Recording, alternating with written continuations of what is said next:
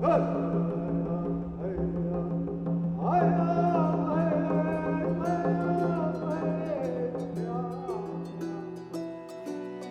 we've been blessed with having 2 beautiful days of meetings and discussions with the elders.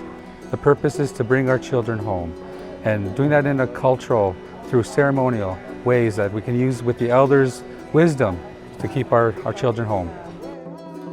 It's the first for our 4 nations of White Bear. We are a medium-sized nation in comparison to the rest of the nations in Saskatchewan. However, we have the most children in care. We received some funding from Canada to implement the C92 Child Welfare Law Making. We have 60 scoops and Indian residential school survivors coming together to provide space for each other and direction to the nation in regards to child welfare. I attend a lot of conferences, Cree conferences, and I thought this was going to be just one of those other conference type. As time went along, the subject got a little hotter, and then I perked up. What spoiled everything about our young kids when they were put in a boarding school, and some of them grew up in boarding schools. My kids were in a boarding school.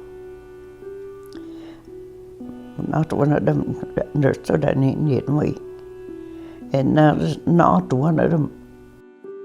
And we need to bring our children back to the old way, to the way of remembering what kept families together, the strong spirit. Stories that Kokum and Mushel told me long ago, how to treat animals, how to treat what they call Mother Earth.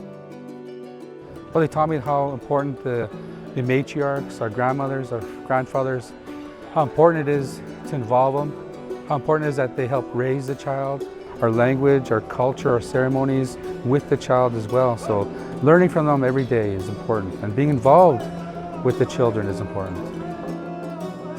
The aunties taught the girls how to skin, how to prepare, how to tan. The boys, they were taught hunting, they were taught how to protect, taught how to fight, taught how to ride. And that's why it took the whole extended family, the whole community, to raise a child. We tried to teach them the cultural stuff and everything, and they're still learning. My daughter's probably the oldest daughter is probably the only one that's really taking it all in. She's teaching me now, as well as her boys. That's the one thing that I was taught by my grandpa, to learn. He said, you got to learn. You see, you learn all your life. He said, you learn when you're a baby, and you learn when you're an old man. And then I believe that. I still believe that to this very day, some of those teachings. It's really important that our children in care, they know who they are, where they come from. It's really important that they have that self-identity. They've missed out on coming of ages ceremonies as well, reminding us too that we need to pass on some information and teachings that we have as well. We need to keep doing our names giving, our rain dances, and keep them going, and try to get as much people as involved as we can. We can't give up. We can't slow down. We want our children back. They are our gifts. Gifts, priceless gifts. You're given a gift. You look after it the best you can. No one has the right to take something that was given to us from Geshem Anitu. No one on this earth has that right. In the end, it's not for us, it's for these kids. They are our future. And one of the best ways to do that is have the whole community get together. We got to get that community bonding. And for the first time, I've gotten that feel of community from White Bear that we have lacked for so long. We have to do a lot of work even amongst ourselves, even amongst our elders. We have to do a little bit more talking. We work on the parents, try to teach them these old ways, and the teachers and the school system could teach the kids. There's got to be some kind of change for C92 law to work on white bear. Even when the chips are down, we got to get out there and do our work. So Destiny and Connor, our First Nations reps, they're there to help our people. We have some children in care, or some parents, grandparents, aunties, uncles, extended family who need help with children who are either in apprehension, or in the process of being in apprehension, or in the process of being reunification. So they're there to help, and they've been wonderful. They've been answering questions, they've been providing advice, providing resources to make sure that the children's voices are being heard. We need to support our parents. We need to meet them where they're at.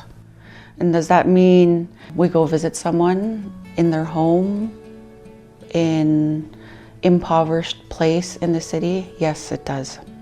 It means we meet them where they're at. When the spirits want you to become who you're meant to be, they're the boss. They know it's time for you to do your work. If we all gather and see if we could make one good big long sentence like this. The next thing is, how are we going to get our family back that was taken away from us?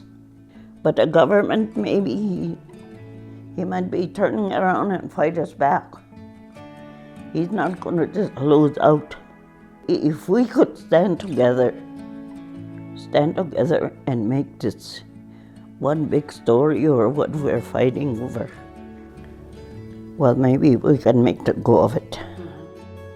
With the coming of Chief Wabimasqua's pipe, it has energized our nation. We're working. We're going to bring those kids home. That the pipe came home. Now the kids have to come home. We've identified family relationships. People have found out who they're all related to more, and see that we're all one family. I think that this is just the start. We're going to have more of these, whether it's in Alberta, whether it's in BC, Saskatchewan. We're going to have more of these for all our people.